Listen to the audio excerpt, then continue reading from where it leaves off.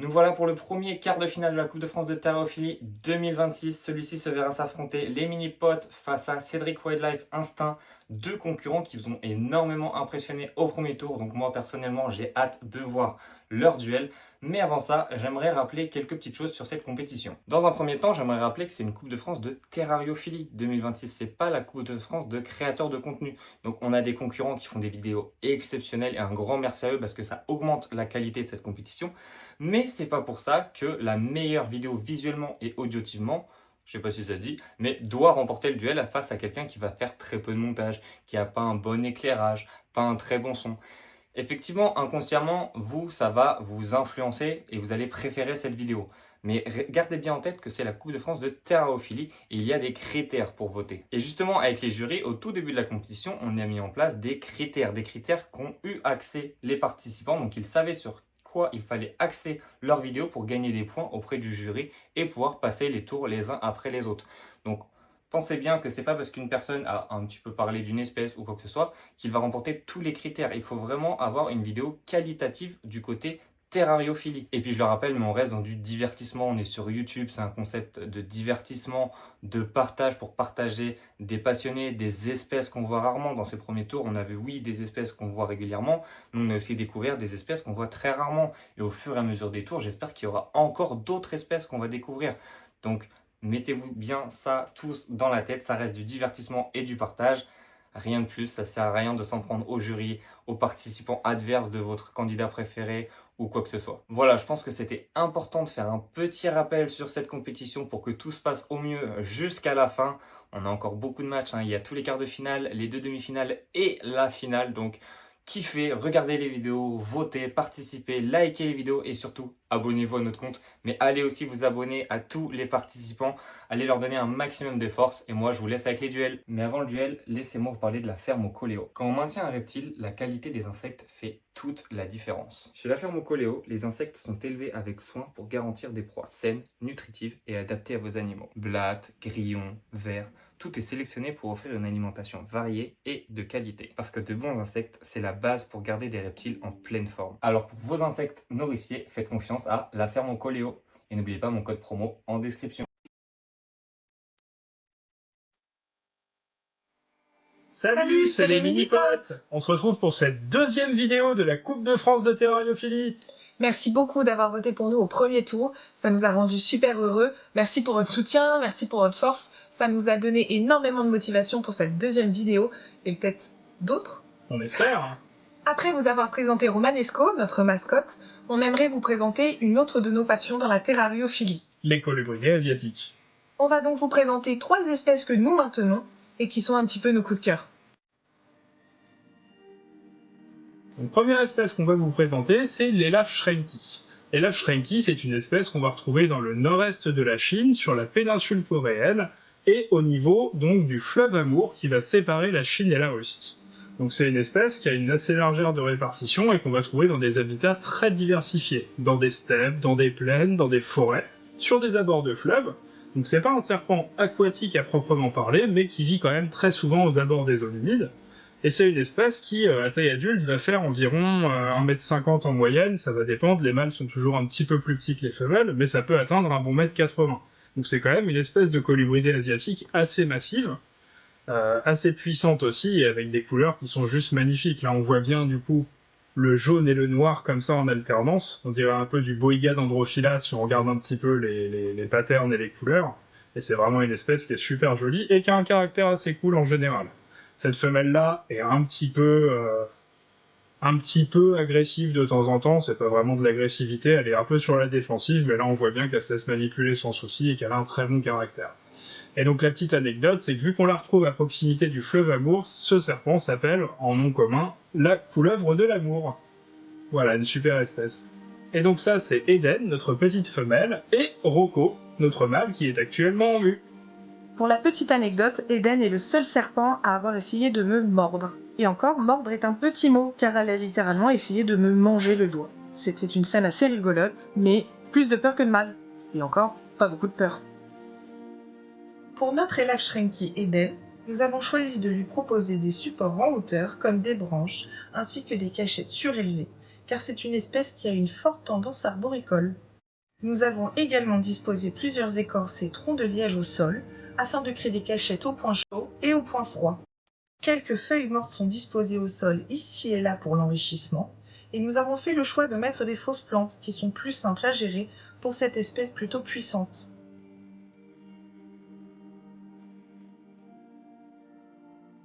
La deuxième espèce qu'on veut vous présenter, c'est le Goniosoma boulengeri. Il est originaire du Vietnam et du sud de la Chine.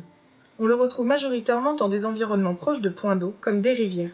On peut l'apercevoir dans la canopée, dans les branchages ou dans les feuillages, d'où cette magnifique couleur verte, qui est un super camouflage. C'est une espèce qui subit un changement ontogénique, c'est-à-dire qu'il change de couleur à l'âge adulte. Quand il est juvénile, il est plutôt brun-gris, et quand il grandit, il devient, comme cela, vert avec des reflets bleus. C'est une espèce de taille moyenne. Adultes, ils peuvent faire entre 120 et 130 cm. Le Goniosoma boulengeri a une particularité que vous connaissez sûrement si vous connaissez l'espèce.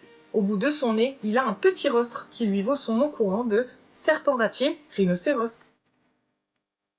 Pour Ange, notre Goniosoma boulengeri, nous avons choisi le même style de configuration que pour notre élève Shrenki.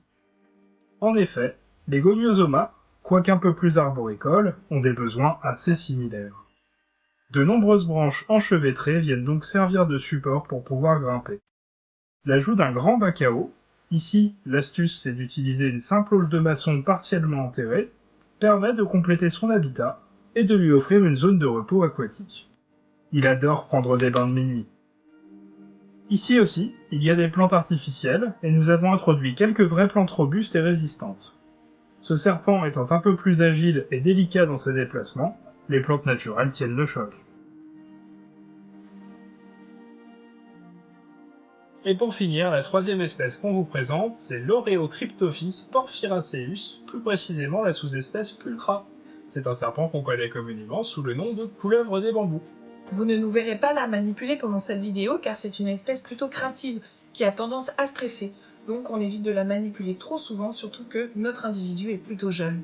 C'est une sous-espèce d'Oreocryptophis porphyraceus que l'on va retrouver dans le sud-est de la Chine, dans les zones d'altitude et les zones de montagne, majoritairement dans les forêts de bambou, d'où son nom commun. Donc c'est un animal qui va aimer les environnements relativement frais et humides. On va retrouver des litières forestières avec pas mal de feuilles et de mousse, des habitats assez particuliers dans lesquels on va la retrouver jusqu'à 2000 mètres d'altitude. Donc c'est une espèce qui va plutôt aimer les températures un peu plus fraîches. Cette couleuvre est une espèce de petite taille car les adultes atteignent rarement 1 mètre de longueur.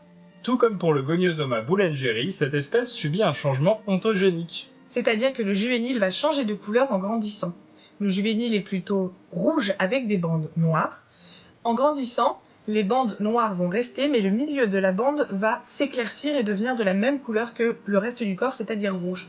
Donc au lieu d'avoir une grande bande noire, on aura 2 stries de chaque côté. On ne garde que l'extrémité de la bande. Pour Samon, notre Oreocryptophis porphyraceus pulcra, nous avons voulu recréer un habitat type forêt de bambou. Pour cela, nous avons disposé des tiges de bambou de différents diamètres et nous avons complété avec des feuilles de bambou au sol, une souche et quelques écorces pour les cachettes et de la mousse. Cela recrée un habitat assez proche de ce qu'ils peuvent trouver dans la nature et une bonne épaisseur de substrat lui permet de se dissimuler car c'est une espèce à tendance fouisseuse. Ça ne l'empêche pas de se balader très souvent et même de grimper sur la branche en hauteur que nous avons placée. Qui a dit qu'il ne vivait que sous terre? Et voilà, on espère que cette vidéo vous a plu. Nous, ça nous a fait très plaisir de vous présenter ces 3 espèces de colubridés asiatiques qu'on maintient et qu'on adore. En attendant, vous pouvez toujours nous retrouver sur nos réseaux sociaux, sur Facebook et sur Instagram. Si vous aussi vous êtes team colubridés asiatiques, dites-le nous dans les commentaires sous la vidéo. On aimerait remercier encore Alexis pour l'organisation de ce super concours. Merci au jury également pour les précieux conseils, on espère qu'on les a bien appliqués. Et merci à vous qui regardez la vidéo car c'est aussi grâce à vous qu'on est arrivé au second tour. Merci pour votre soutien, pour votre force, ça nous fait vraiment très plaisir. Et on a hâte de continuer cette aventure avec vous. À bientôt! À bientôt! Votez pour nous! Bonjour à tous, pour cette nouvelle vidéo, ce que je vais faire une petite introduction et en même temps je vais également relâcher des serpents qui ont été attrapés hier et ce matin. Donc voilà, donc pour commencer tout d'abord j'aimerais remercier le public et le jury d'avoir voté pour moi dans la précédente vidéo. Ça fait extrêmement plaisir, sachant que c'est la première fois que je fais des vidéos sur internet, donc c'est super cool. Donc déjà je vais vous remercier pour ça. Ah, regardez, voilà, j'ai attrapé ça hier. Oula, il n'est pas content du tout. Voilà, Morelias Pilota McDowelly. Celui-ci se trouvait juste à côté du lit d'une personne. Voilà, on va relâcher ce petit gars. Oh, Bali. Chez moi. Voilà. Et go. Voilà, ce petit python est relâché maintenant. Et j'aimerais aussi vous faire une petite introduction de ce qui va se passer dans cette vidéo. Donc ce que je vais faire, je vais vous présenter 3 nouvelles espèces. Ce que je vais faire à chaque vidéo, je vais faire des espèces crescendo qui vont être plus impressionnantes ou également plus dangereuses, bien entendu. Et je vais essayer également d'être un peu plus précis sur la maintenance de chaque espèce que je vais vous présenter. Voilà, maintenant on va relâcher ce dernier petit serpent et ensuite on va attaquer aux vidéos. Donc ici on a un petit, grande taille du couleuvre, donc Dendroelaphis punctulatus. Une couleuvre qu'on trouve partout ici dans toutes les maisons. Celle-ci était coincée dans une porte. Serpent pas dangereux du tout, qui essaye toujours de fuir. Voilà, comme vous pouvez voir sur cette vidéo, enfin, sur cette image. Voilà. On va laisser ce petit gars s'en aller tout doucement, tout très vite. Et voilà. Ok, à tout de suite pour les vidéos. Pour la présentation d'aujourd'hui, je vais vous présenter un lézard qui est connu du monde entier. Ce petit lézard, c'est la gamme barbue, le Pogona viticeps. Vous savez quoi? Je pense qu'en fait aujourd'hui on va pas parler de lui, on en a déjà entendu parler beaucoup sur internet ou même partout parce qu'il est trop commun. Je vais vous présenter un autre petit gars.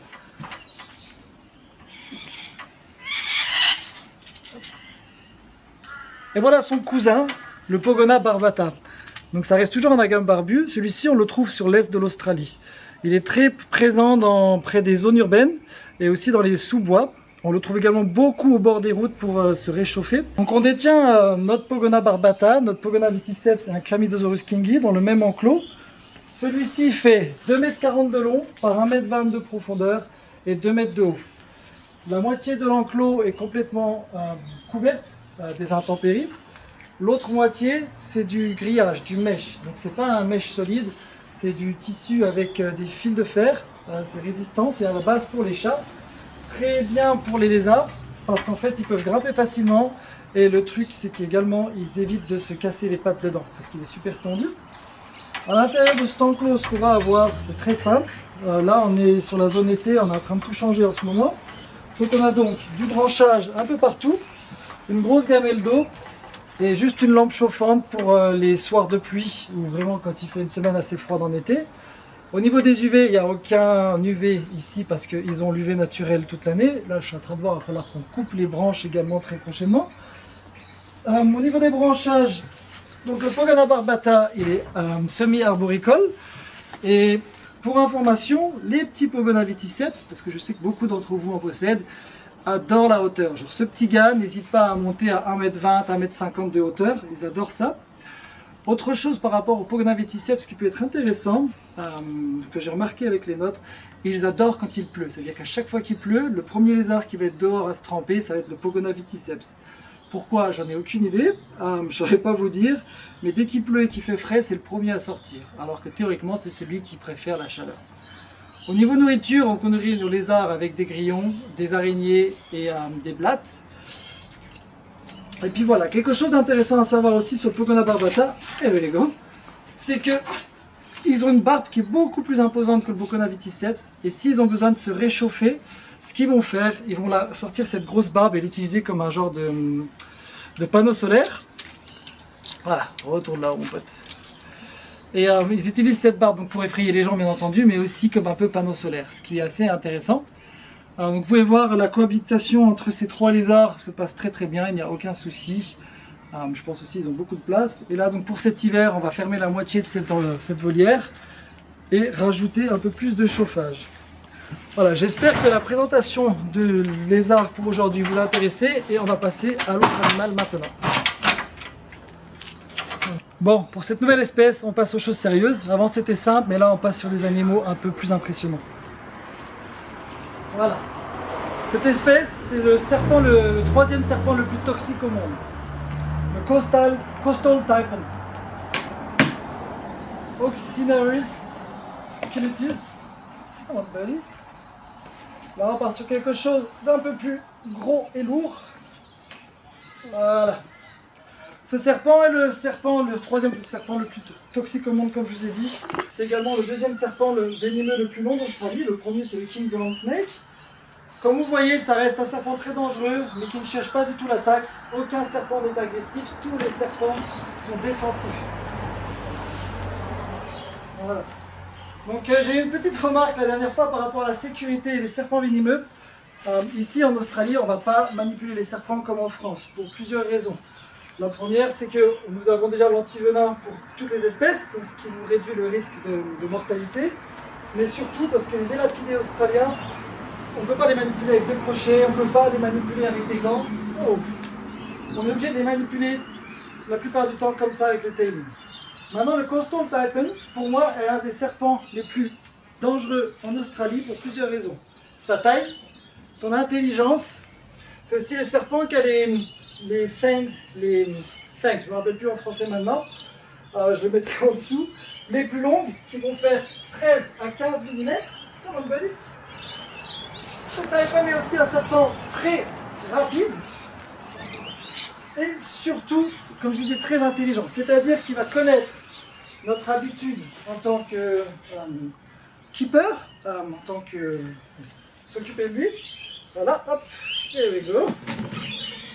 Voilà, comme vous voyez, il n'y a que comme ça qu'on peut vraiment bien manipuler un serpent venimeux ici, avec le tailing. On peut choisir où on veut mettre le serpent, où on veut le diriger. Le hook, le crochet, c'est vraiment pour nous aider à le guider. Voilà, on ne va pas l'embêter plus longtemps celui-ci, et on va passer à la présentation de son terrarium. Pour le maintien de nos serpents venimeux, donc ici ça va être le Coastal Taipan, on utilise des terrariums en PVC. Celui-ci c'est un 120 par 60 par 60, avec des locks bien entendu. On a des aérations frontales, une full aération sur le dessus du terrarium avec une sortie par derrière. Concernant l'aération, pour nous c'est très important, donc on a des extractions qu'on utilise avec des ventilateurs d'ordinateur dans la terrariophilie et c'est très très important. Et ce qui est drôle, c'est qu'Alexis a fait une vidéo justement la semaine dernière à propos de ça, donc je vous conseille d'aller la voir. Pour tout ce qui est lampe, pour le moment on utilise uniquement une Grow Light, c'est une lampe pour les plantes. On avait une belle plante à l'intérieur qu'on a un petit peu laissé sécher parce qu'on a voulu préférer faire une saison sèche dans ce terrarium. On va la changer là d'ici la semaine prochaine. On a également une lampe chauffante qui va fonctionner que 6 heures par jour. Pourquoi ? Parce que les serpents n'ont pas forcément besoin de haute température toute la journée. C'est quelque chose qu'on découvre surtout quand on a des animaux à l'extérieur et on voit comment ils réagissent. Là, ce qu'on va faire au niveau pour l'hiver, on va ajouter une lampe UV. Pourquoi ? Parce que les élapidés australiens adorent les UV. C'est quelque chose qui a été prouvé. Ils vont se mettre aux UV très souvent. Pourquoi ? Parce qu'ils vivent la journée et se réchauffent beaucoup au soleil. Donc les UV sont très importants pour les serpents. Voilà, au niveau donc, on a 2 locks avec des clés. À l'intérieur, comme on peut voir, on va avoir donc, on a à peu près 8 ou 9 cm de sable dans ce terrarium. On va mélanger ça avec des feuilles, quelques branches. Là, il nous a fait un gros bazar. Et on a de l'eau tout le temps. Maintenant, pour l'enrichissement des serpents, ce qui est pas souvent fait en terrariophilie, on recommande... Hop, hop, hop, tu restes dedans parce que t'es pas super cool. Allez, on rentre. Hop. Et voilà. Voilà. Les Coastal Taipans sont des serpents très intelligents, c'est ce que je disais juste avant. Ils vont pouvoir sortir, mais surtout ils peuvent également être très dangereux. Donc ce que je disais, l'enrichissement est super important chez les serpents. C'est pour ça qu'on met toujours des feuilles qu'on trouve dehors, des plumes d'oiseaux ou autres, pour justement faire en sorte que l'animal ressente de nouvelles odeurs et fasse de nouvelles choses. Là, tous les terrariums, on les change tous les 3 mois avec des nouvelles branches, pour que justement l'animal puisse avoir un autre environnement. Voilà, je vais vous laisser sur ça avec le Coastal Taipan et on va passer avec le dernier serpent venimeux de la vidéo. Pour cette autre espèce de serpent venimeux, je vais vous présenter le Tiger Snake. Le Tiger Snake est un élapidé australien qui reste un des serpents les plus dangereux au monde, dans le top 10 du LD50. Tiger Snake se trouve dans quasiment tous les États d'Australie. Il est très reconnaissable bien entendu avec ses rayures, c'est pour ça qu'on l'appelle le Tiger Snake. Il est considéré comme un serpent assez réactif. Alors, on ne va pas dire qu'il est agressif, car comme tous les serpents, aucun serpent n'est agressif, ils sont tous défensifs. Comme vous pouvez le voir, il n'essaye pas du tout de m'attaquer, il est juste en train de découvrir ce qui se passe ici. Là on peut voir, il a un petit peu peur de mon pied, on peut voir une réaction typique du Tiger Snake, où il va aplatir en fait son cou ici, parce qu'ils font partie, c'est les cousins de la famille des Naja. Ouais, ici, Benny. Et on peut voir, voilà, une réaction typique du Tiger Snake. Mais c'est pas pour autant que le Tiger Snake va chercher à le mordre. Vous voyez, une fois que le Tiger Snake est bien en position sur le crochet, il n'y a aucun souci, on peut les manipuler tranquillement. Voilà. Le Tiger Snake a un venin neurotoxique, se nourrit dans la nature de grenouilles, poissons et de rongeurs. Il peut également se nourrir d'autres serpents. Ils adorent profiter du soleil, mais ils vivent toujours à côté des cours d'eau. Vous voulez bien me parler sous mon pied? Merci. Voilà, vous voyez, je vous disais, un serpent pas agressif du tout. Bon, je vais vous parler rapidement du maintien, hein, mais comme tous les autres serpents, c'est assez simple à maintenir. Ça mange, ça boit. Je ne vais pas aller un peu plus loin là-dessus, parce qu'en France, c'est très compliqué d'avoir des serpents venimeux. Et je pense aussi des Tiger Snakes, je ne pense pas qu'il y en ait beaucoup sur le marché. Voilà, donc nous ici, avec Wildlife Instinct en Australie, ce qu'on fait, on éduque la population pour ne pas avoir peur des serpents. Vous voyez, on explique aux gens que les serpents ne sont pas là pour nous attaquer, ils font juste leur vie tranquillement. Et parce que sinon, les accidents qui arrivent le plus, c'est quand les gens essayent justement, ils ont peur, essayent de tuer un serpent ou de l'attraper. Et ce Tiger Snake, il est logé dans un terrarium en verre de 90 par 60 de la marque Reptile One. Ce qu'on fait nous, on essaie de mettre un maximum de substrat dans tous nos terrariums. La raison, c'est parce qu'en fait, chaque serpent adore creuser. Il faut être franc, ils ne sont pas juste là pour juste être sur la surface. Voilà, donc ils adorent creuser. Voilà, donc beaucoup de substrat, un mélange de tourbe avec du sable et surtout des feuilles mortes au-dessus. On ajoute des plantes vivantes grâce à une lumière horticole qui vit très très bien. Comme vous pouvez le voir, une bonne grosse cachette pour le serpent, un énorme bac d'eau où il adore se mettre. Vous voyez, là il y a toujours de la terre au fond. Et puis voilà, donc un terrarium assez simple. Donc nous, ce qu'on privilégie le plus dans nos terrariums, c'est la ventilation. Donc comme vous pouvez voir, ils ont une ventilation en mèche et tous nos terrariums ont des ventilateurs en haut d'extraction d'air pour avoir une meilleure ventilation. On a perdu notre serpent là. C'est la fin de cette vidéo, j'espère que celle-ci vous aura plu. En attendant, moi j'adore vous partager ces animaux. Si vous votez pour moi pour la prochaine vidéo, je vous partagerai des animaux plus impressionnants, plus dangereux. Et je vous présenterai également mon petit copain qui est ici. Petit spoiler, il adore aller à la piscine. Voilà, votez pour moi et je vous dis à bientôt.